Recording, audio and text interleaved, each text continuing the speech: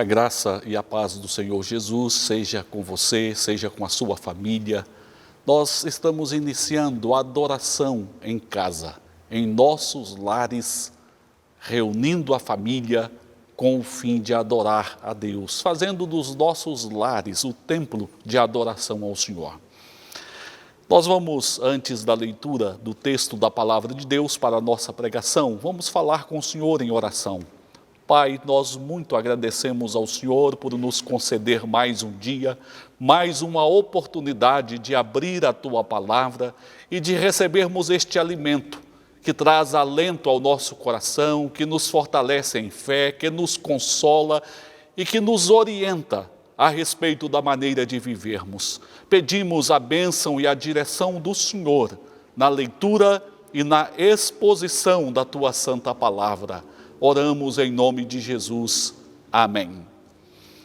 Muitas pessoas se sentem à margem, revelam infelicidade e tristezas por estarem à margem.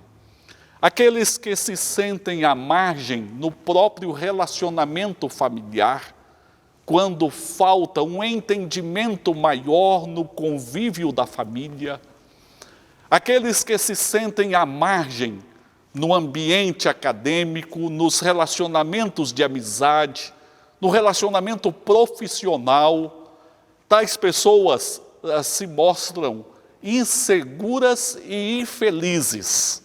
Isto sem falar naqueles que se sentem à margem também na vida econômica, na vida financeira. E muitas pessoas estão vivendo também à margem no que se concerne ao relacionamento com Deus. E isso vem de tempos antigos. Nós encontramos Deus criando o ser humano, trabalhando um relacionamento próximo, colocando o ser humano como a coroa da criação, lhe dando domínio sobre a criação. E o Senhor Deus se relacionando com o ser humano de uma maneira pessoal no Éden. O tentador entrou para tirar o ser humano da comunhão com Deus, do centro da criação, para colocá-lo à margem. Tanto é que depois da entrada do pecado no mundo, o ser humano foi afastado do próprio jardim do Éden. Já passou a habitar à margem, não o centro da vontade de Deus, da criação divina. E a história humana tem sido marcada desta forma. Muitas pessoas, se sentindo à margem, acabam caindo no desespero. Algumas pessoas chegam à loucura de tirar a própria vida. Este texto bíblico nos ensina muito. O texto bíblico de Lucas, capítulo 18, verso 35 em diante, que diz: aconteceu que, ao aproximar-se ele de Jericó, estava um cego assentado à beira do caminho, pedindo esmolas. E ouvindo o tropel da multidão que passava, perguntou o que era aquilo.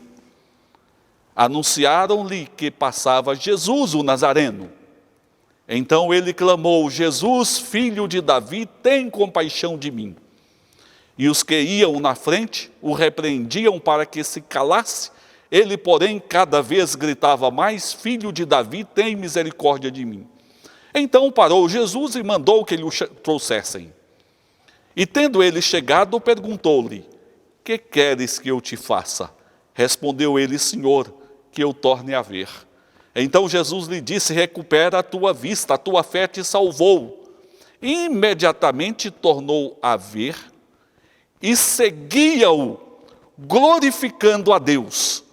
Também todo o povo, vendo isto, dava louvores a Deus. A experiência deste cego era a experiência de quem estava à margem. Estava à margem do caminho, de forma literal. As pessoas transitavam entrando e saindo da cidade de Jericó, Mas aquele cego estava à margem, não no caminho da cidade. As pessoas iam ao trabalho, vinham do trabalho, aquele homem estava à margem. À margem na sua vida financeira, porque ali estava pedindo esmolas, não possuía os recursos necessários. A vida deste homem teve uma mudança radical, porque ele deixou a margem, entrou no caminho, passou a seguir a Jesus e glorificava a Jesus junto com o povo. O que aconteceu na vida deste homem, de forma que ele saiu da margem e veio para o caminho, para a presença de Deus, para a expressão maior de alegria, louvando ao Senhor? Temos aqui alguns ensinos que se aplicam à vida de todas as pessoas. E o primeiro ensino é que nós contamos com a presença do Senhor e precisamos perceber que Deus não está longe, indiferente, distante de nós. Aquele homem compreendeu que o Senhor Jesus estava ali, na cidade de Jericó, que tinha diante de si uma grande oportunidade, porque a presença divina ali estava.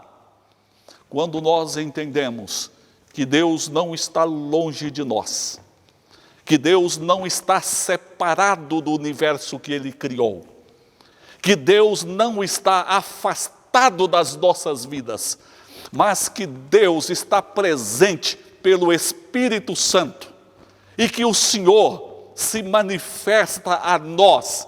Temos diante de nós a grande oportunidade para deixarmos a margem, porque se lá no passado, no Éden, o ser humano foi enganado por Satanás e deixou a presença de Deus e passou a caminhar à margem, o Senhor Jesus veio ao mundo para nos tirar da margem e nos colocar na presença bendita do Senhor.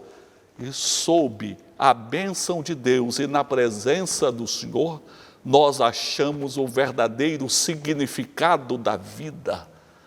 Nós somos direcionados em um caminho santo e verdadeiro.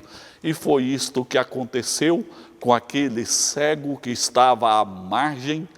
Ele vê na presença de Jesus ali em Jericó a grande oportunidade da sua vida e ele não perdeu tempo, mesmo diante das pessoas que queriam interromper o clamor, o pedido daquele cego, ele perseverou chamando e clamando a Jesus.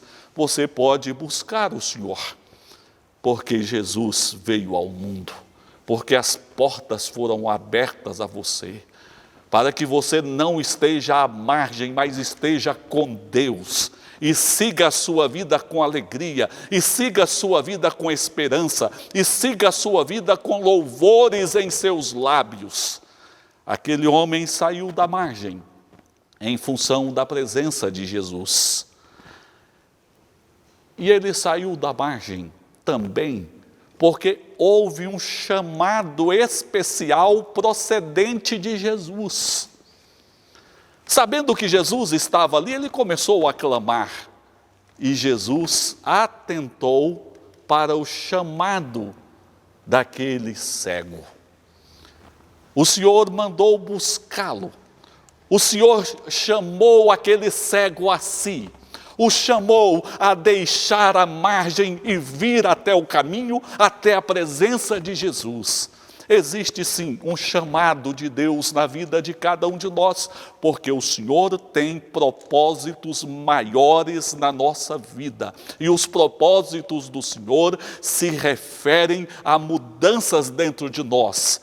E o propósito do Senhor se refere a um redirecionamento da nossa vida. E o propósito do Senhor se refere à salvação eterna. E o propósito do Senhor se refere a cuidados especiais do Senhor em nossas vidas, para que nós possamos perceber que nós temos sim valor especial diante do Senhor, porque foi Ele quem nos fez, a imagem e semelhança dEle, e Ele propôs nos salvar mediante seu Filho Jesus.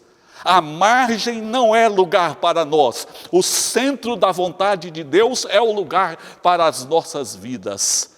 Você pode sair sim da margem, porque Deus é presente, nos chama na pessoa de Jesus.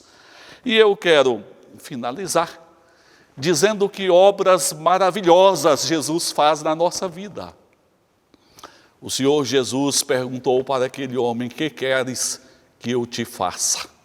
Que pergunta extraordinária que só Jesus pode fazer. Nós não podemos fazer esta pergunta uns para os outros, porque há tantas coisas que nós até poderíamos querer fazer, mas não temos suficiência para fazer. Jesus pode fazer esta pergunta, por causa da onipotência dele e por causa da graça infinita dele.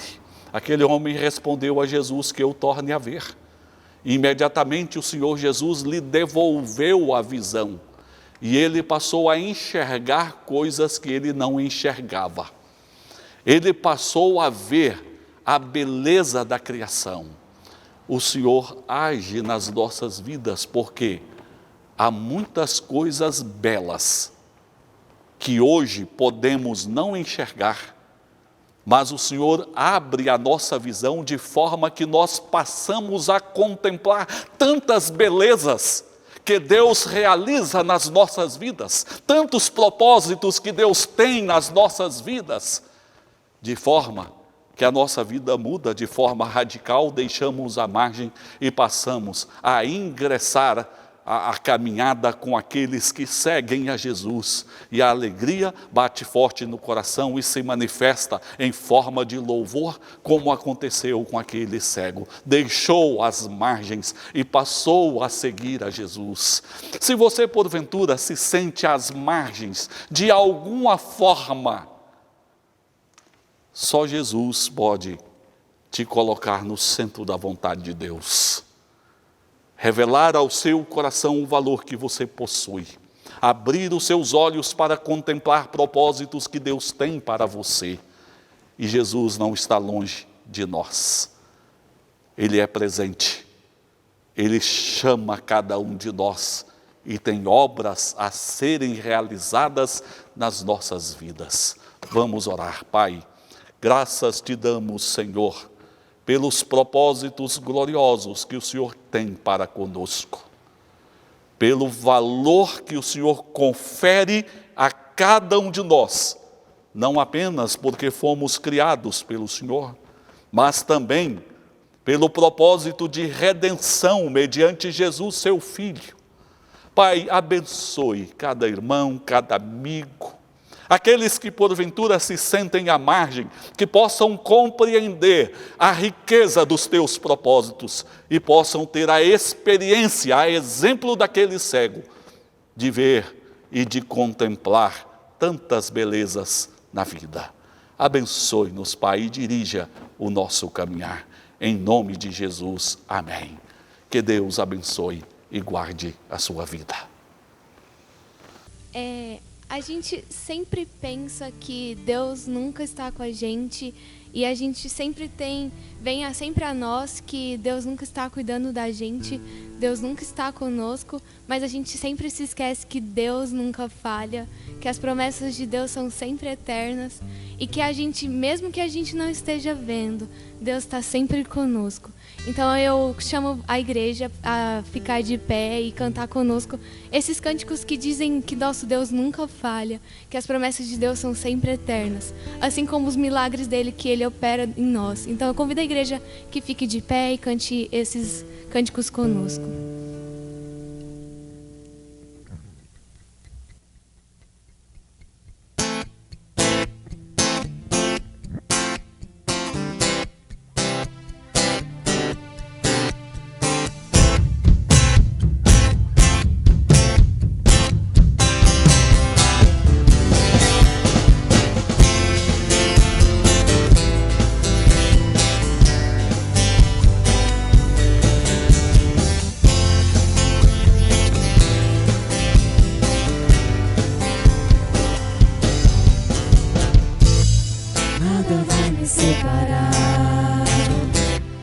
Mesmo se eu me abalar, teu amor não falha.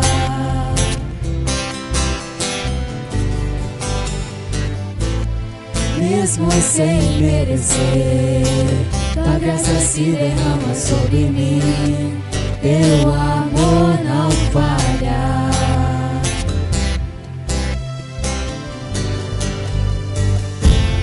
Tu és o mesmo pra sempre, teu amor não muda. Se o choro dura uma noite, a alegria vem pela manhã. Se o mar se enfurecer, eu não tenho que temer, porque eu sei que me amas, teu amor não falha.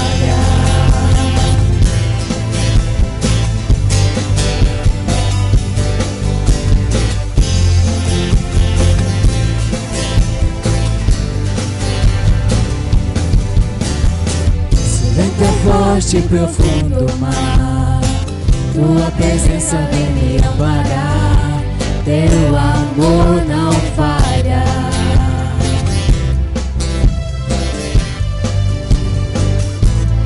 Sincero caminhar,